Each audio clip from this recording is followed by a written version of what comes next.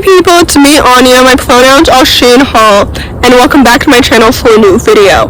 Today's video focuses on my almost favorites of 2021, which means that I rated all of these books 4.5 stars. Not quite 5 stars, but 4.5. So, hence an almost favorite. So, anyway, the first book on this list is called Clues to the Universe. This book is a middle-grade historical fiction set in the 1980s, following a pair of unlikely friends, and it follows them, and it talks about losing and finding family, and grief, and friendship, and we love to see it. This book is so good. It got a lot of hype in the beginning of 2021, as it should, because it's absolutely so good and so emotionally touching, and I will gladly read more books from this author in the future because her writing is so incredible and it's so excellent. The two main characters are both so well developed and so distinct, and I love them individually, and I also love their friendship so much. The plot is so intriguing and it's so awesome, and this book basically tore my heart in two, as it should. This book is so awesome and it's so emotionally incredible, and with that I would highly recommend it. The next book on this list is called Last Night at the Telegraph Club. This is a book that you've probably heard not only me but everybody else talk about for hours and hours because it's so good. I think that this book deserves all its hype and so much more. So for those who don't know, because you've been living under a rock since February, this book is a YA historical fiction following a Chinese lesbian in the 1950s, and it's so good. First of all, I love that this author talked about both the homophobia and the racism that is rampant in the 1950s, but is also rampant and timely now, because I love that. I mean, I don't love homophobia and racism. I think that homophobia and racism are both bad and shouldn't happen, but I love it when authors talk about it, because so many people don't talk about it, and that's so annoying. But anyway, I digress. This book is beautiful and it's wonderful, and I'm so excited to read the author's next book, which I think comes out this year or next year, if I'm not mistaken. Anyway, the characters were so well developed and so distinct. The sapphic romance was so wonderful. It was absolutely so cute and so angsty.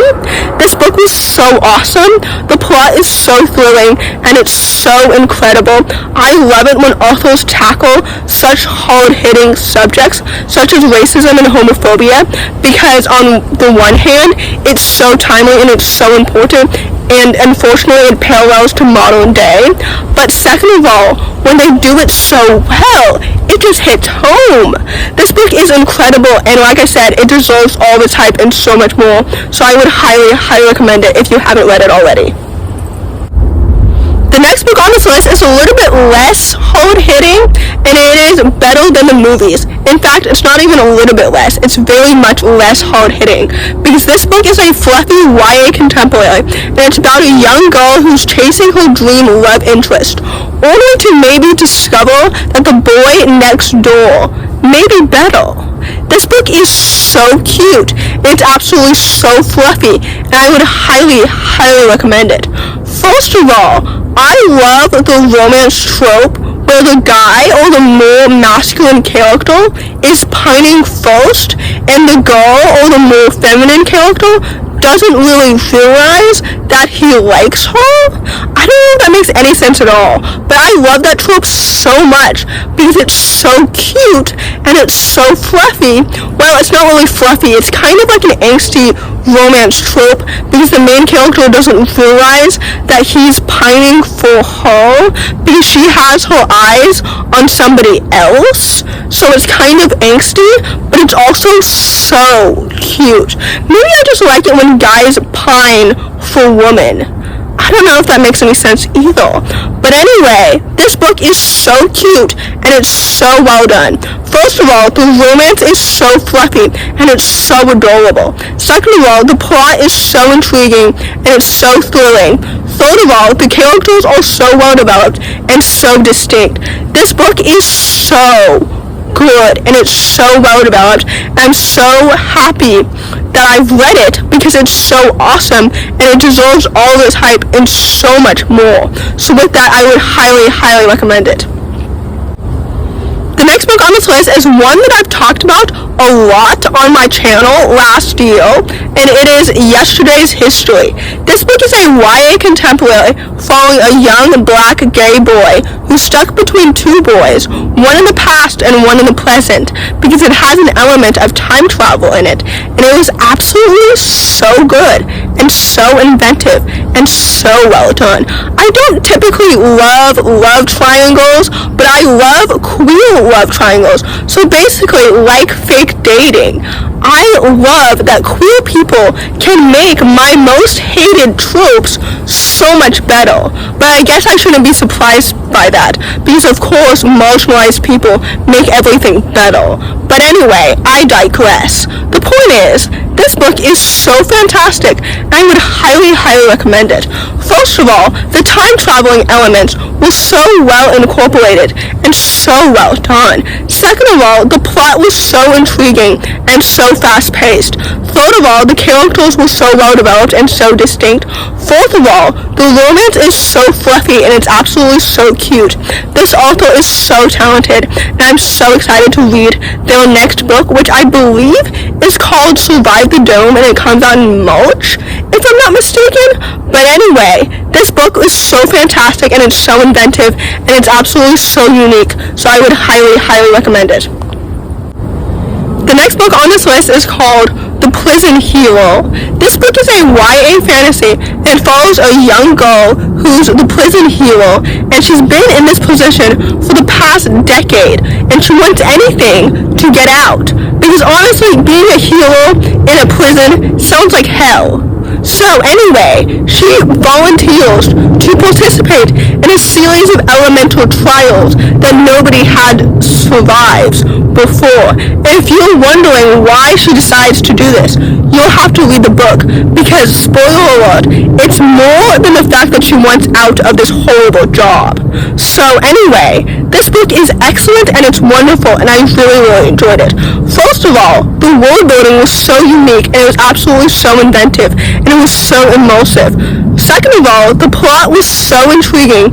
It was absolutely so thrilling and so fast-paced. I really, really enjoyed it. I found myself being completely hooked from the very beginning of the story to the very end, and we love to see it. I'm so excited to read the third book in this trilogy in June, if I'm not mistaken. It will probably be on my June TBR, because I have very high expectations for it.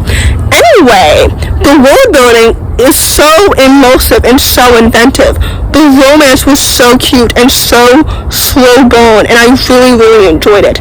This book was awesome, and it was so well done. The characters were so well developed and so distinct. This book deserves all of the hype and so much more, and with that, I would highly, highly recommend it. The next book on this list is called Amelia, Unabridged. This book is a YA contemporary following a young girl who's grappling with love, loss, and the future. I know that synopsis is very, very vague, but I don't know how else to tell you what happens in this book without spoiling it for you and giving away way too much information. Anyway, this book is so excellent. The author's next book is one of my most anticipated 2022 new releases, because this book was so fantastic, and I really, really enjoyed it. First of all, the plot was so intriguing, and it was absolutely so thrilling from the very beginning. Second of all, the characters are so well developed and so distinct. Third of all, the romance was so cute, and it was absolutely so fluffy, but also it had an angsty side to it as well. I think that romances should have an equal balance of being fluffy and being angsty, because if a romance is too fluffy, it's too cheesy and too juvenile. But if a romance is too angsty, then the angst becomes too overwhelming, and then I'm not as interested anymore. I don't know if that makes any sense at all, but basically, this book is so good. The writing was so awesome, and it was absolutely so incredible, and like I mentioned before, I'm so excited to read the author's next book, which I think comes out in March, if I'm not mistaken.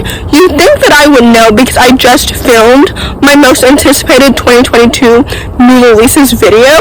But anyway, this book is fantastic and it's so wonderful, and with that I would highly, highly recommend it. The next book on this list is called Follow Your Arrow. This book is a YA contemporary that follows a young bisexual girl, and it talks about love, life, and identity, both online and offline. And it also talks about internalized biphobia and bisexuality, which frankly were my favorite elements of the story because I feel like they were tackled so well, but I can only speak on that to an extent since I'm not bisexual myself.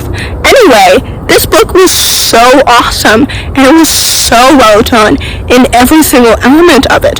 First of all, the romance was so cute, and it was absolutely so fluffy. Second of all, the plot was so intriguing, and it was absolutely so, thrilling, and so well done. Third of all, the characters were so well developed, and so distinct, and I was so emotionally attached to the main character from the very, very beginning. This book was so awesome, and it's also so timely, and it's so necessary, and it's absolutely so important. I think this book deserves just as much hype as Perfect on Paper and Cool for the Summer, which are two other YA contemporaries that debuted in 2021, and if I'm not mistaken, also talk about internalized biphobia and bisexuality. I haven't actually read Cool for the Summer because I DNF'd it, but I did read Perfect on Paper, and I didn't really like it that much. But anyway, this book is so fantastic, and I would highly, highly recommend it. The next book on this list is called The Bones of Ruin. For those who don't know, this book is a YA historical fantasy following a young African tightrope walker who cannot die and gets involved in a deadly tournament in exchange for the truth about her past, because she cannot die and she does not remember anything about her past, which is so interesting and absolutely so intriguing. First of all, the world building was so inventive and absolutely so immersive and so intriguing. Second of all, the plot is so action-packed and it was so fast-paced, and we love to see it. Third of all the characters were so well developed and so distinct.